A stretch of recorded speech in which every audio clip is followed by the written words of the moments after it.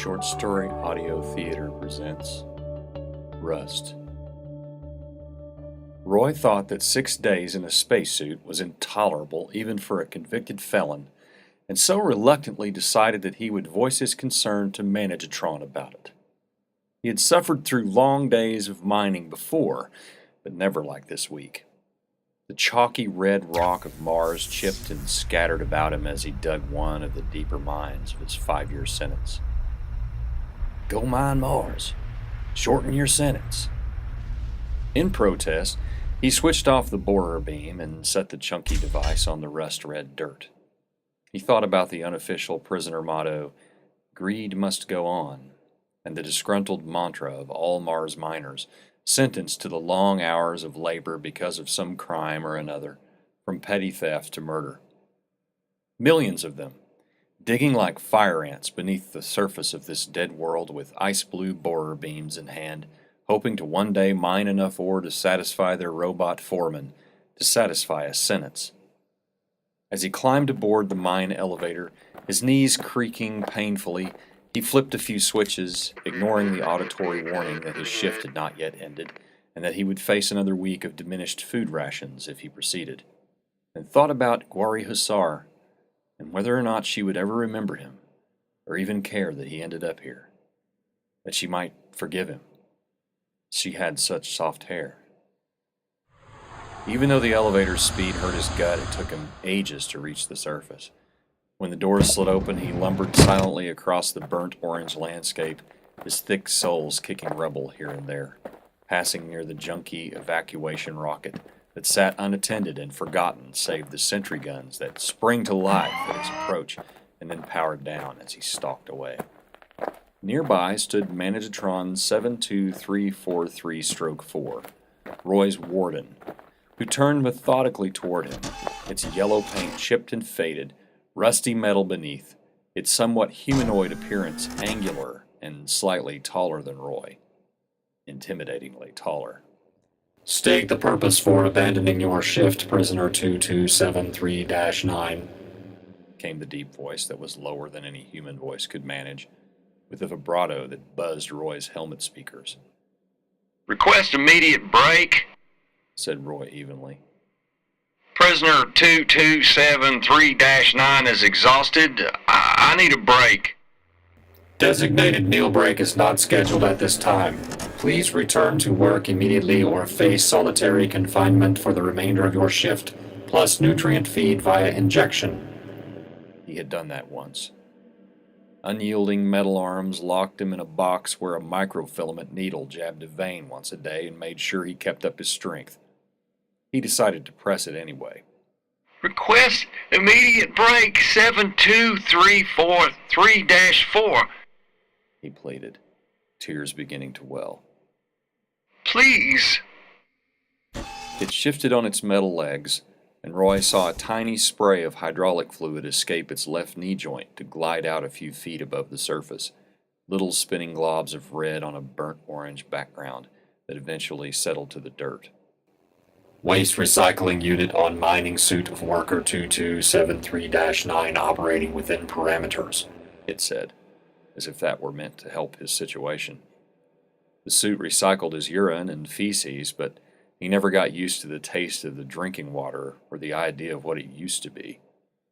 This statement was simply the routine of the company, the routine of the 5 or so automated statements that Managitron was programmed to say, and Roy had heard them all countless times. It followed up this statement with another, and Roy mouthed the words. Report immediately to your post, prisoner 2273-9. Shift change in 7 Martian hours. That is all. Managitron turned and strode away, its knees spewing tiny red droplets, and Roy hung his head, his arms relaxing at his side.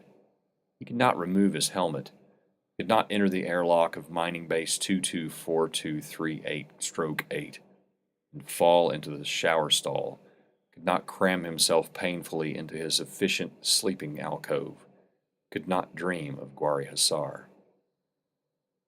He turned, passed slowly by the forgotten escape rocket, paused briefly to consider facing the sentry guns to climb aboard, and then passed on by to enter the elevator and delve the 12 or so kilometers where he finally shuffled over to his borer beam. He winced as he hoisted it to his hip and began the slow process of chipping away at the company's precious ore, their greed having exhausted all resources on Earth. Beam carved chunks of red rock, huge blocks crumbling down to the floor of the mine silhouetted by the ambient banks of LED lights, their soft glow making strange and horrible shadows on the walls. And then he broke through to a void, a cloud of compressed gas erupting into the room. He absent-mindedly ran the beam for a bit before shutting it down again, and dropping it to the powdery red dirt, he crunched a few steps forward to peer into the inky blackness of the hole.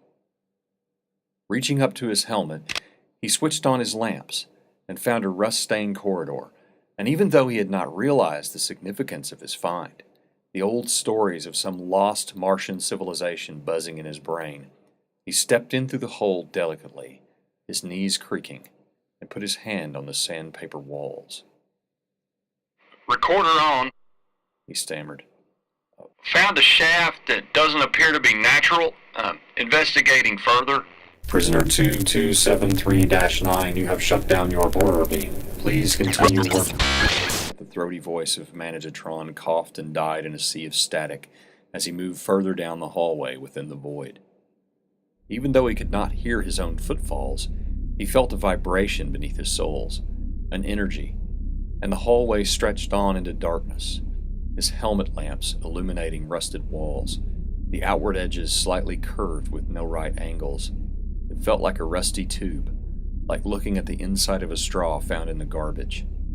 He moved forward, noticing a soft red glow ahead of him, his arms outstretched to touch the walls with his heavy gloves, the rust flaking off and drifting to the floor in a fine dust. He moved on, ignoring his stomach's message to his brain that he needed to eat, and he soon emerged in a titanic chamber the size of which caused his mind to nearly fail him. He stood at the edge of a dimly lit spherical room with long, rusted metal shafts that protruded from the walls toward the center in uneven patterns and in different lengths. The shortest of them to Roy seemed to be the length of that tower in Dubai before it fell in the war. He walked for what seemed an hour toward the center, his helmet beams bouncing off of rusted metal surfaces, until he finally reached what could only be called a console, a raised dais with a podium-shaped object made of the same rusting metal, with what looked like a massive lever that protruded from the center.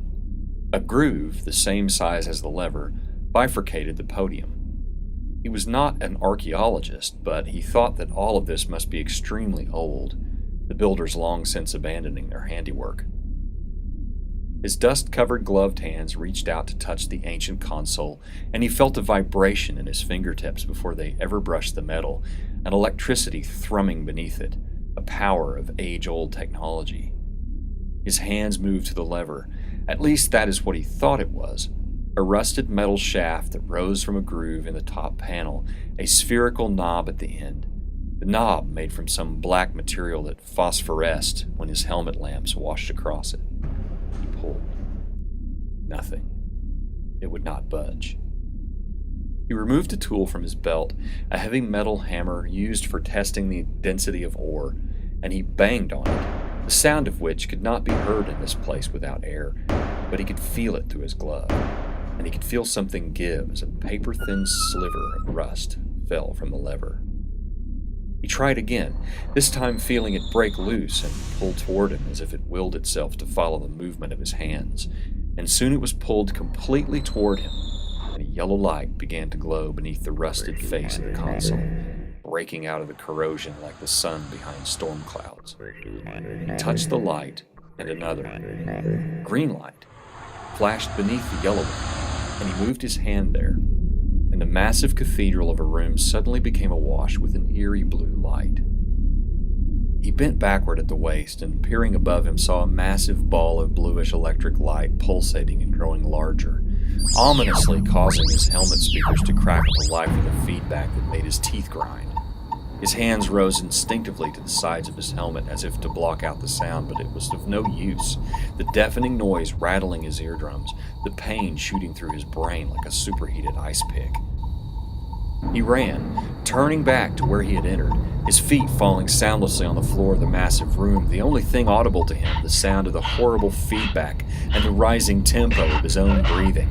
He grunted, nearly swooning, and found the entrance to the room eventually, his headlamps bouncing around the severely rusted walls, the rust falling in sheets from the ceiling, and when he finally made it to the elevator, there was a thrumming vibration in the ground that grew in intensity, the dirt beneath his feet vibrating and rocking, his stomach churning with absolute fear. The elevator could not move fast enough, and when it neared the surface it abruptly halted, something above falling to smack the top of it, a rock perhaps, and he climbed, his breath rasping, his knees arguing with him, up the escape ladder to the surface only to find the outside world in chaos, the ground shaking with a magnitude beyond the human mind to grasp. His robot warden, pinned beneath a fallen chunk of rock, one broken metal arm waving at him as he staggered, the feedback subsiding toward the escape ladder. The sentry guns sprang to life, not giving any warning before firing their superheated beams at his arm first as a warning, but it was too late, and he glimpsed from the far right range of his visor a mist of escaping air and crimson.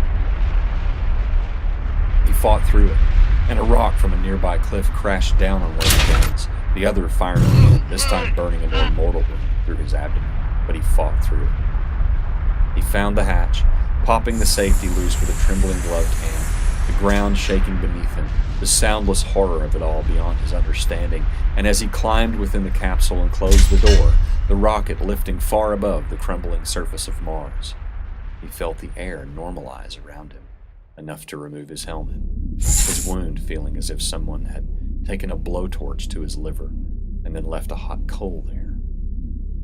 He rose higher and higher, and he stared out of the single porthole, sweat pouring across his eyes, and saw the rust-red planet of Mars breaking up, large chunks of the crust falling away, smashing into the orbiting processing stations and killing thousands, their hulls imploding and scattering like glitter on the black, velvety backdrop of space. But then he screamed, and could not stop screaming, even though it hurt him so badly to do so. His precious blood bubbling from his stomach in small globules that floated in the zero gravity. Inside the planet Mars, now revealed after eons of time, a massive machine, its insectoid legs extending outward, a city-sized bolt of blue lightning flashing between metallic rusted antennae, turned slowly, its crab-like metal carapace releasing millennia of space dust and red rock that had formed a planet around it. And as Roy slipped in and out of blackness of oblivion, he realized the maddening truth that it was moving, its gargantuan thrusters coming to life, toward Earth. This has been Short Story Audio Theater. Thank you for listening. If you like this short story, then click the link at the bottom to go to the author page and check out my books.